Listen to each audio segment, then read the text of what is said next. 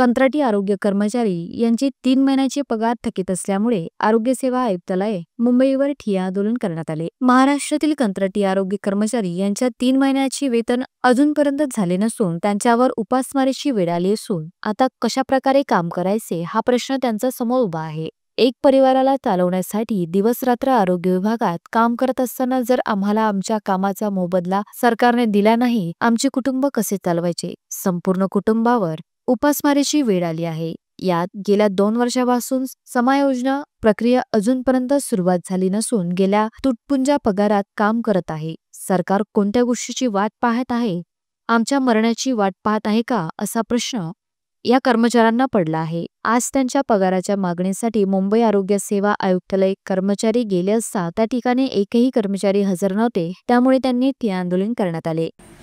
महाराष्ट्रातील राष्ट्रीय आरोग्य अभियान कंत्राटी अधिकारी व कर्मचाऱ्यांचे मागील 3 महिन्यापासून वेतन प्रलंबित असल्यामुळे ते वेतन कधी होतील हे विचारणा करण्यासाठी या ठिकाणी आरोग्य भवन आयुक्त कार्यालयामध्ये राज्यातील कंत्राटी नर्सेस पोहोचलेले आहेत। आणि एवढंच नव्हे, सरकारला हे जाब विचारता आहे, मायबाप सरकार थकीत वेतन त्वरित द्या, नाहीतर विसाची पुडी द्या, ही मागणी त्यांनी केलेली आहे। 2-2 महिने 2-3 महिने पगार न झाल्यामुळे या कर्मचाऱ्यावर उपासमारीची वेळ आलेली आहे।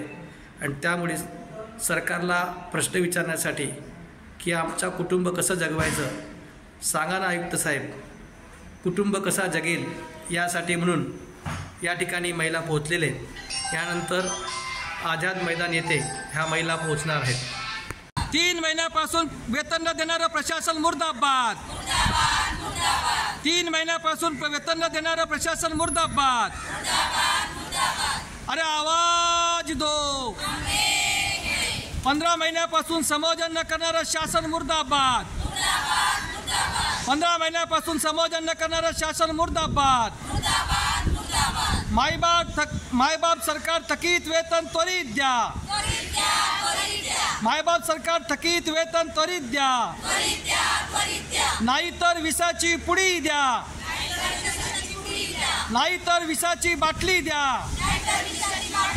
मायबाप सरकार जागा हो, मायबाप सरकार जागा हो।